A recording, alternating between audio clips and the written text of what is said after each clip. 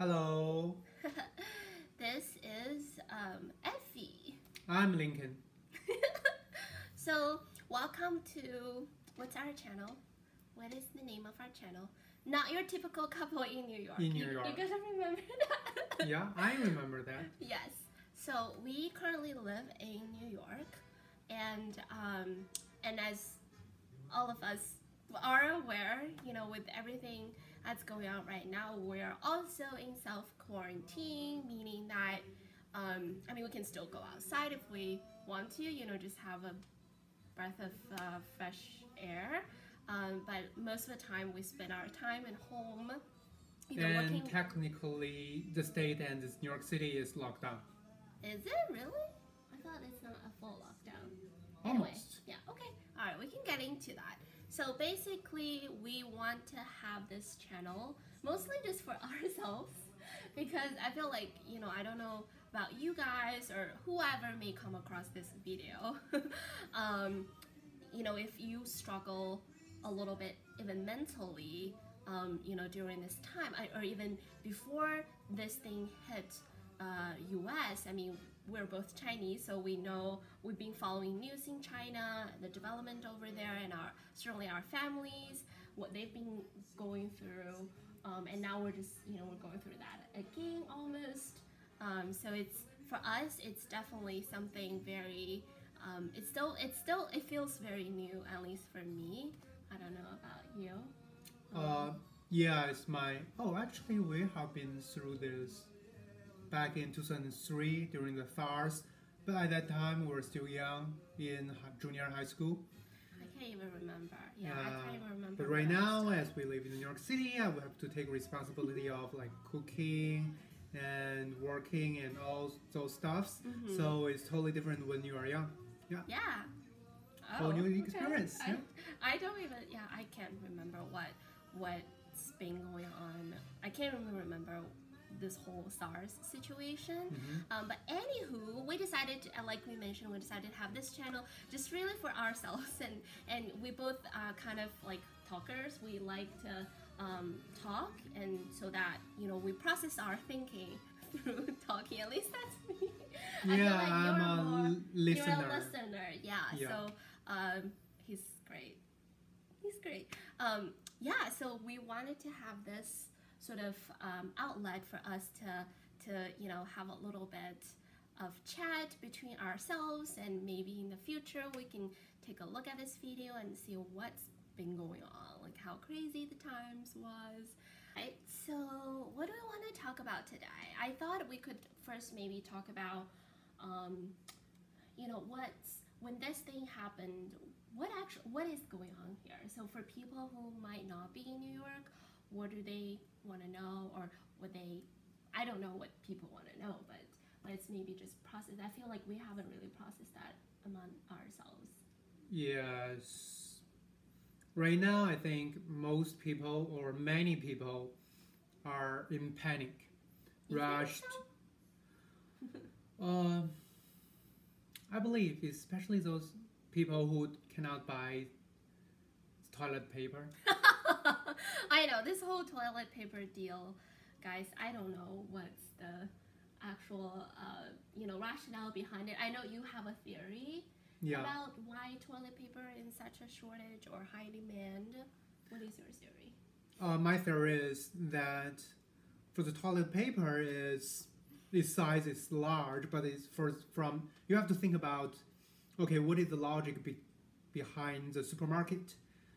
Because it has like limited shelf space, so you have to like allocate, okay, how much space I have to reserve for the toilet paper, how much space I have to reserve for other stuff.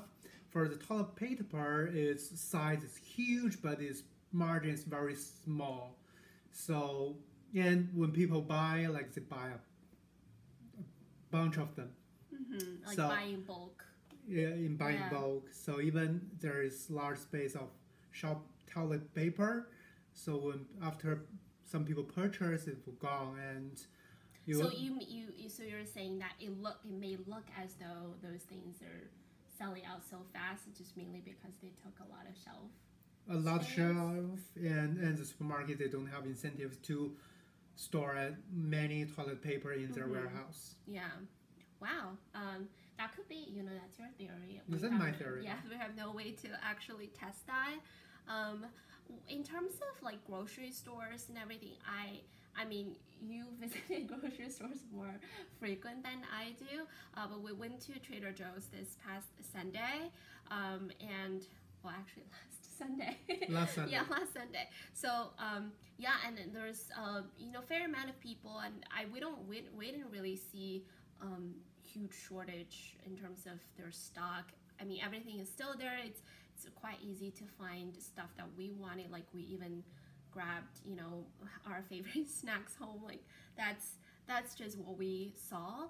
We did notice that Trader Joe's, I mean, they changed their hours of operation just so that, so I think originally they closed at 10 p.m. and now they close at 7 because they wanted to use that extra time to restock, because I think things are selling really, really fast.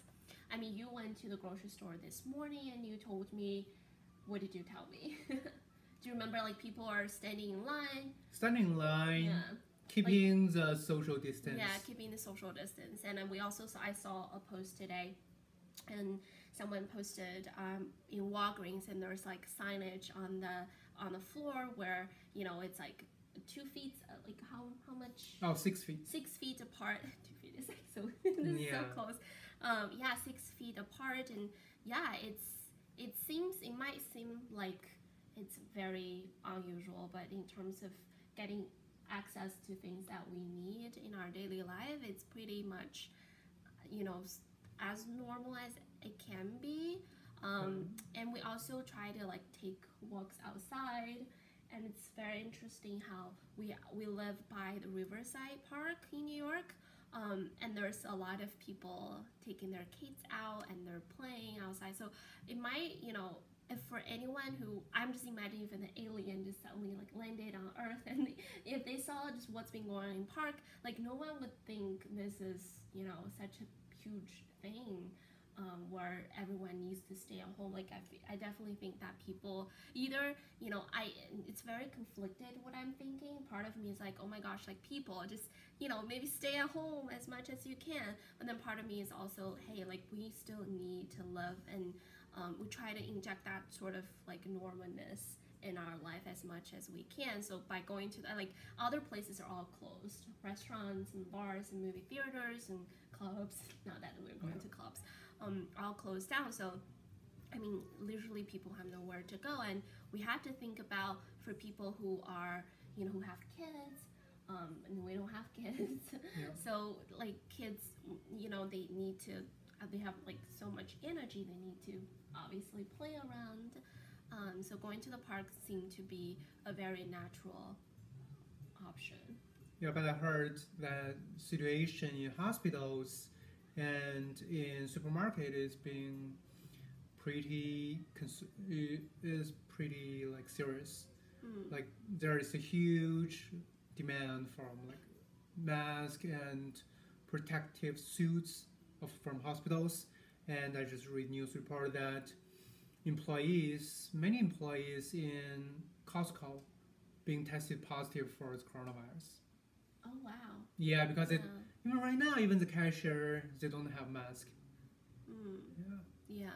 I mean, I don't really want to go into like too much detail in terms of what government has done. Like for me, I think it's important to really like make sure where is your news source, right? I know that sometimes we read both in Chinese media and also obviously like Western media, and sometimes I can't even piece together like what is that piece of truth. And we read certain things, and then all of a sudden like your mind, like our mind just works like like we actually crave those like news that's not fact, that's not most fact based, that's more like sensationalism, if you would agree with me. Like for example, if I'm scrolling down my social media, like I would definitely want to learn what's behind that like very sensational title. Like New York is locked down, and when in fact like it might not be as strict a measure as it claimed to be. So at this point I don't want, at least I don't want to continue spreading the fear and panic when situation might not be as, as crazy as other people say it might be. That's just me. Yeah, agree. I feel like he has a lot to say, but he chose not to. Yeah. Very smart. So, lastly, I think, for me at least, I think I'm more interested in exploring where our mind is. Like, we see, again, back to the news topic, and we see so many news, but it's very rare for people to literally talk about what we're going through mentally. I mean, there are people who are talking about, dealing with anxiety and all of that, but like, just as a normal person, like, I don't have, a lot of like things that people think that we should be worried about, like, if you have elderly in your room, and if you have, young kids, like people who have a lot of responsibilities, they might be worried about things that I can't even think. I can't even imagine what they could be going through. But just for like, average Joe living in New York, and our families are all in China, and we know that they're all safe and healthy, and certainly a lot of things like involved in our world is just maybe just us.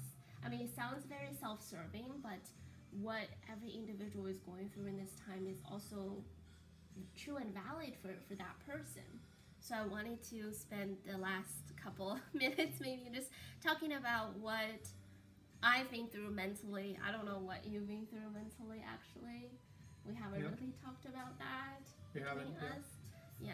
So to start, I think it's interesting because I just had a very fun conversation with my coach this morning, and I talked about how I'm so anxious because now that all of a sudden I feel like I have such, so much freedom in hand.